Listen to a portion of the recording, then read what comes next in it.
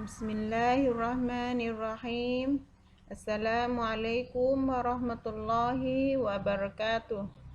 Salam sejahtera kepada anak-anak pelajar yang dikasihi sekalian. Hari ini jumpa lagi dengan Guru Alfiah Nikling dengan mata pelajarnya iaitu Al-Madah Akhlak Darjah 6.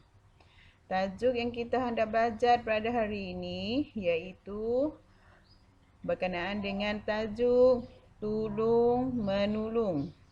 Ya, pelajar, bagaimanakah pelajaran kita pada hari ini? Marilah kita bersama belajarkannya. Doa sebelum belajar dan doa penerang hati. Bismillahirrahmanirrahim. Allahumma aftah alaina hikmataka wanshur alaina min khazaini rahmatika ya arhamar rahimin. Bismillahirrahmanirrahim. Rabbi shrah li sadri wa yassir li amri wahlul 'uqdatam min lisani yafqahu qawli. Amin. Ya, pelajar selesai daripada belajar, insyaAllah pelajar dapat mengetahui dan mengenali berkenaan dengan tulung menulung. Ya, insyaAllah. Bagi hari ini, marilah kita bersama belajar tajuk kita pada hari ini iaitu tulung menulung. Ya. Apakah pelajar pengertian tulung menulung? Ya, pengertian tulung menulung ialah usaha memberi manfaat kepada seseorang. Ya, menjadikan diri kita sebagai seorang yang berfaedah kepada orang lain ataupun meringankan bebanan. Meringankan bebanan iaitu bau harak, ya, ataupun menyelesaikan masalah daripada seseorang. Cukai panha kepada seseorang.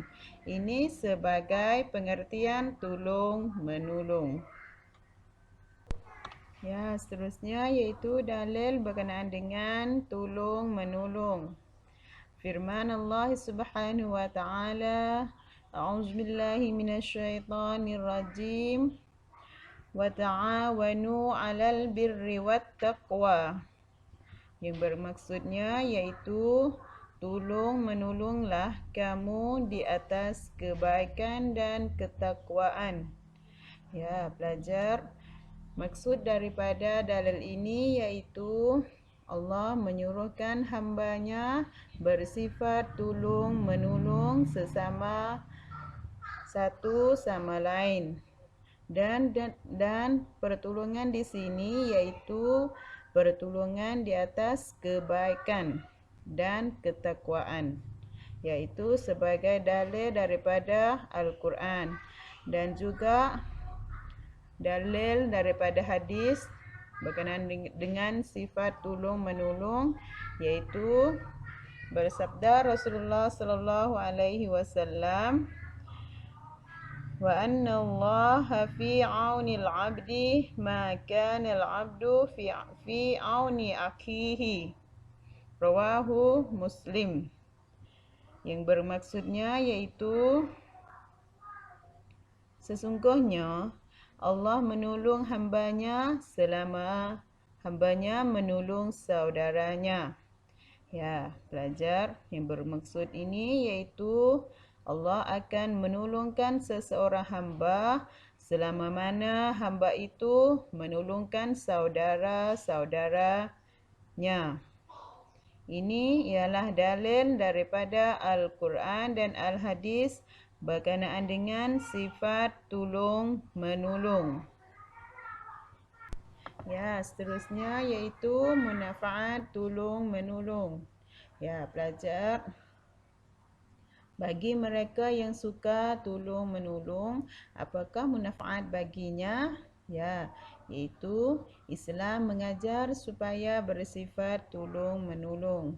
Ya, Islam menggalakkan umatnya bersifat tolong-menolong. Dan seterusnya, kita pasti beramal baik, maka kita akan dapat manfaat darinya. Ya, pelajar, beramallah dengan amalan yang baik supaya pada akhirat nanti kita akan dapat manfaat bagi amalan-amalan baik yang kita sudah kerjakan di atas dunia.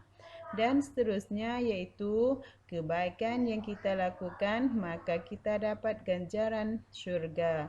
Ya pelajar, apabila kita melakukan kebaikan di atas dunia ini, pada akhirat nanti kita akan dapat ganjaran syurganya. Ya, ini sebagai manfaat bersifat tolong-menolong. Ya, pelajar, seterusnya iaitu contoh sifat tolong-menolong. Ya, bagi siapalah pelajar kita dapat tolong-menolong, iaitu tolong-menolong di antara satu sama lain.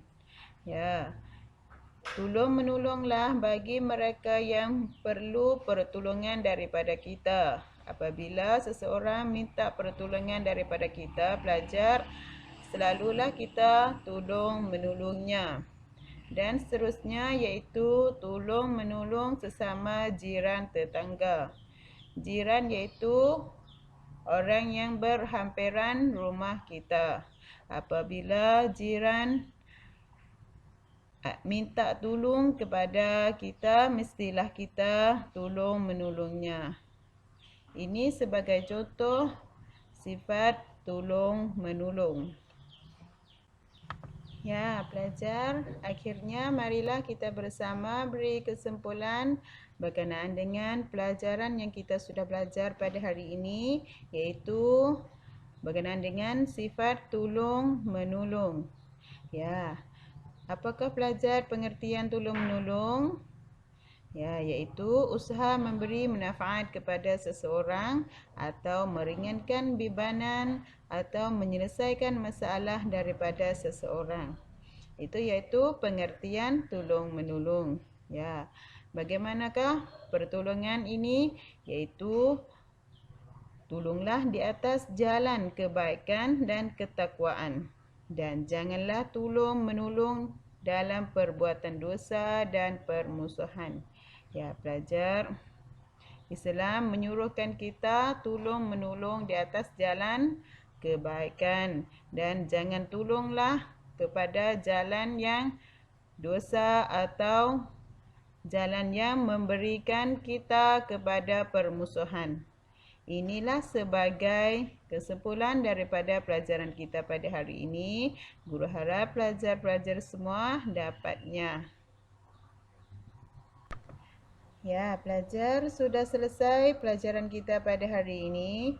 Guru harap pelajar-pelajar semua dapat ilmu dan dapat faedah daripada pelajarannya. Ya, insya-Allah. Bagi hari ini, akhir dengan kata wabillahi taufik wal hidayah. Wassalamualaikum warahmatullahi wabarakatuh. Sekian, terima kasih.